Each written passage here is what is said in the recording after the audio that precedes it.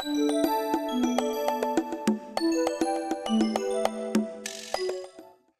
Jeff, tell us a little bit about Testrite Visual, all that you all do. I know you are an industry leader in visual displays. Tell us a little bit about what you all do there. Sure. So my name is Jeffrey Rubin, president of Testrite in Hackensack, New Jersey. We at Testrite Visual, we manufacture displays for brands and retailers. So this is anything that helps to promote the brand or helps to promote a specific product. Our specialty are graphic displays. So we Mm-hmm. manufacture displays to hold fabric graphics, magnetic graphics, rigid graphics, any kind of interior graphic display for a brand or retailer. So if you walk up to a window of a store in your mall, or a national chain, or even a mom and pop shop, we might be the ones who manufacture the display hanging in the window or up that's on the wall behind the cash register. Gotcha. We are diversified. So behind me, you see Testrite OEM. So Mm-hmm. Testrite is also a original equipment manufacturer, wherein we make parts for other companies' products. And there's a wide range there from medical devices to hunting products. So in that business, companies come to us to manufacture a component or a complete product. And then our third leg of our business is Testrite Aluminum, where we make the aluminum extrusions and aluminum tubing that we use for our manufacturing our own products available to other companies who want to do their own fabrication, whether it's someone in their backyard or a CNC shop who needs they need a 1-inch 049 tight Mm-hmm. ovality tube, and we stock it. We stock thousands of it, so we use it for our products. And if you need it for your products, we're happy to sell it to you. So those are the three main Interesting. parts of our business: Testrite Visual, focusing on visual; OEM, Mm-hmm. we make parts for others; and Testrite Aluminum, where we sell aluminum extrusion and tubing. Gotcha. Yeah, yeah. So really, a lot of manufacturing that you all do there, and I know, some of these visual displays, a lot of thought goes into those, right? To the Yep. consumer, thought of design and material and those type of things, right? I mean, it's very sophisticated from my understanding. From that, you would know better, but it is seems like it's a lot of planning goes into those. Yeah, it's a lot of planning, and there are usually a lot of opinions. Mm, Um, we manufacture displays. We also do printing in house. And what's mm, interesting to me is we can get a request for something custom, never been made before, turn around a quote and a drawing in a day often, get an order wow. for 500 units, 2.5 weeks, the order's done, but we're still waiting on the creative to get approved for the print. So typically the manufacturing is faster than decision making in terms of Wow. what print to approve.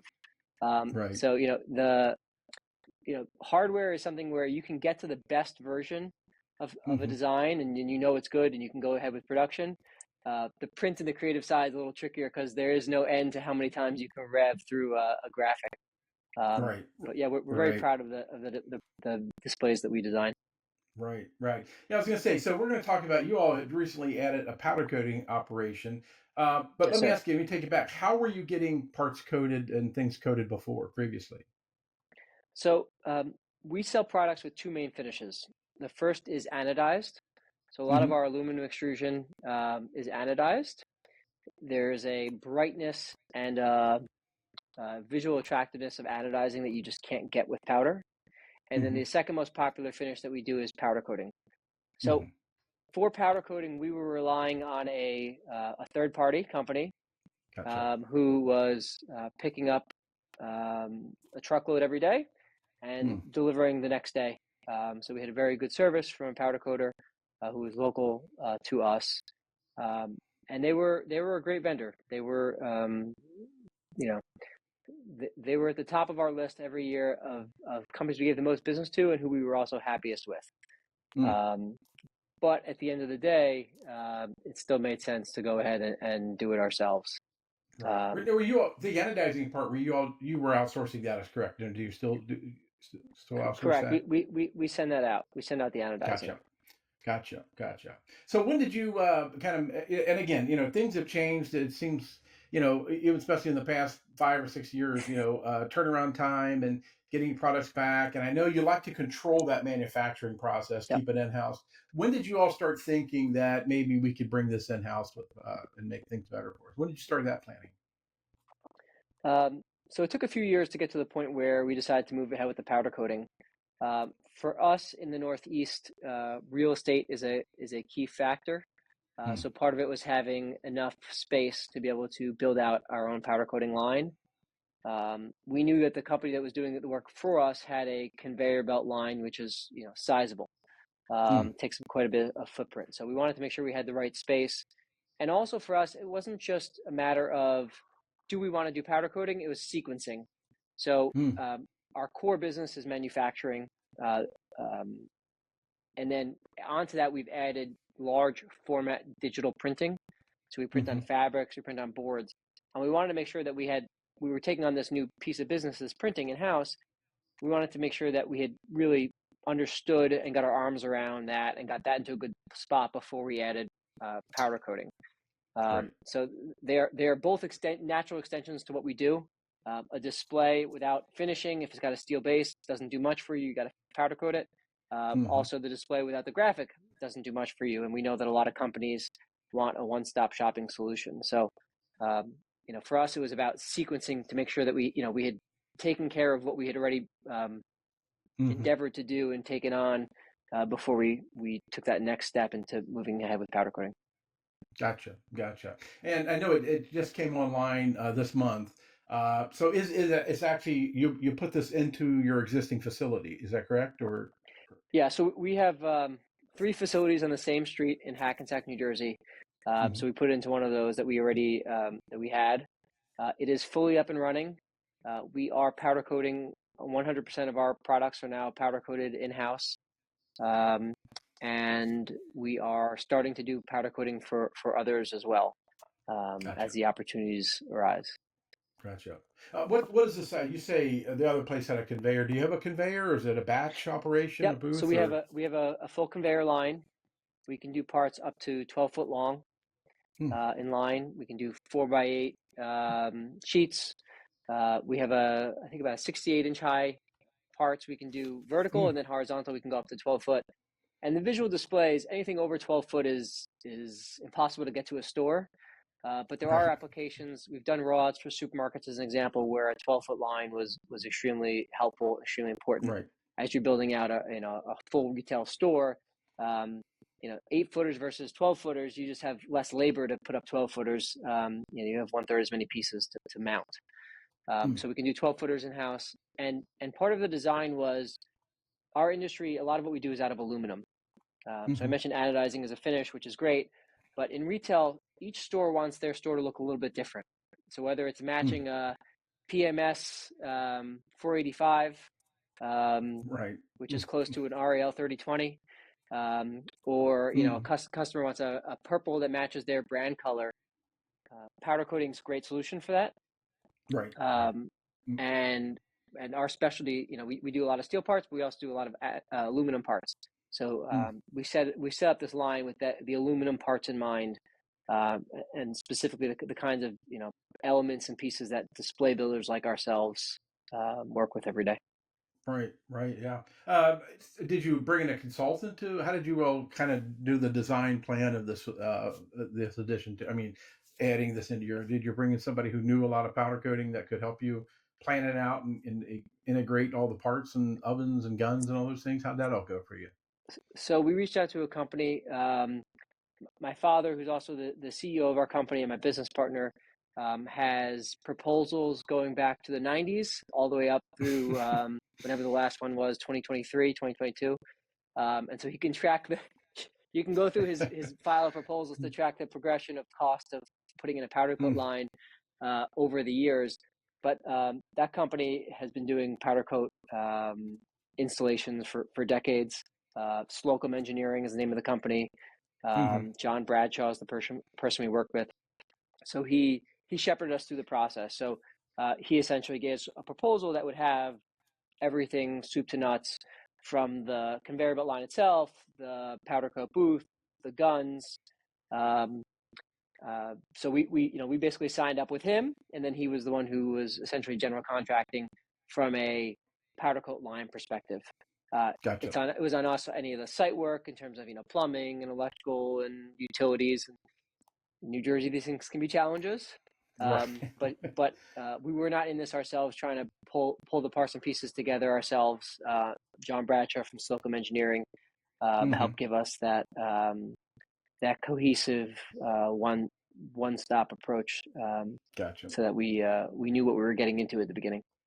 Right, right. Yeah, I read, I guess when you all announced this that, had mentioned that, powder coating is been kind of becoming the go-to finish in the visual display industry. Has that been for a couple of years? Is it more people asking for it because of its durability and things like that? Or, Yeah, I think that, the internet's not new, but I think in the internet age, people are a little bit more technically savvy. And I also hmm, think that I've been in meetings with visual directors, visual display buyers, where they have edicts from above. We will buy HRP&O steel. Um, mm, well, the HRP&O steel, you have to finish it somehow, and powder coating, as an example, is one great way to do that. So I do think that the buyers have gotten a little bit more sophisticated, and they know what they want. And also, um, again, every store wants to be different. And what's nice about powder right, coating is I can set up and I can powder coat 5 pieces or 5,000 pieces in a color. So the ability to do custom colors. We make light boxes as an example, and there was one hmm, store that wanted. Um, I'm not going to get the color right, but maybe it was RAL 3019. It was a light pink powder coat, and we made one light box for them in that powder, and we did the bases in a ripple texture, so it's hmm, better resist footprints and fingerprints, and we could do one, and it's right, economically viable for them to do one, um, and that's what one of the nicest things about doing it ourselves in house is I don't have I can just go online, and there's so many powder coat companies available, and who are ready and eager to give you service, mm, that I can go buy powder for one particular finish, and if that doesn't work from that company, I can buy from another, right, and we can hmm, do creative things with it. right, Uh, yeah. one of the things we're doing that I don't know that anyone else in the country does. We are printing to powder coated steel, so we are I saw this. Is this the origami product that you have? yeah. So That seems exactly, really unique because it seems like a step up quality wise than what you might get as a cardboard exactly. stand, right? It's something Yep, like that. Tell us about that a little bit. How did you come up with that idea? sure. So origami is a patented display. Mhm. I first saw it at a trade show in Europe, Mm. um, and as soon as I saw it, I said, "This is a better mousetrap, and it's something that's ideal for our fabrication capabilities." So we reached Right, out, we ended up licensing it exclusively for North America, and essentially it allows us to make a display that can ship flat out of steel, right. and the user bends it on site. And in Europe, Mm. they use a lot of decals for the graphics. Mm. And in Europe, people, I think, store associates are trusted to lay on a decal nice and square and straight and take their time. Right, Most retail executives I talk to are not don't have that kind of trust in their team, or at least they probably say that the team doesn't have the time in a given day to do that, whether or not it's trust. So by printing onto the powder coated steel panel, we can give them a full bleed graphic, edge to edge finishing. right. We do it in house because, again, we have our own large format printing operation. It looks fantastic. Mm. And the other upside is, our customers don't have to pay for another graphic media. So I don't have to buy a decal to print it. I can, Right, the steel sheet that they're already paying me to finish in a powder coat. right, We've worked to find a formulation that works really well with our printing. right. And it's And so going to we're be really like you excited said. about that. Yeah, I was going to say the graphics look great. They pop. They come out really nice, and you're inking that right on the powder coating, which you powder coated the steel and everything. It's pretty foolproof to get it set up and ready to go pretty quickly Yep. and looking Yep. great with that. So yeah, Thank you. And yeah. we're about to announce that we can do it not anodizing, on aluminum as well. So aluminum Oh, okay. extrusion frames. One of the things we get asked for a lot is wood. Wood's not great for a visual display item because it can warp in heat, Hmm. moisture, humidity. It's not dimensionally stable. Um, but if we can print aluminum to look like steel, it opens up a whole other set of design options for retailers. So that's another thing that bringing together the factory powder coat in house and the factory print in house gives us the ability to do something different than anyone else in the display industry. We're really excited about that. Really? Yeah, that's great. And so how operationally, I mean, how many people did you have to hire some people to run, I guess run your powder coating operation, right? I mean, how many you got working in that group then?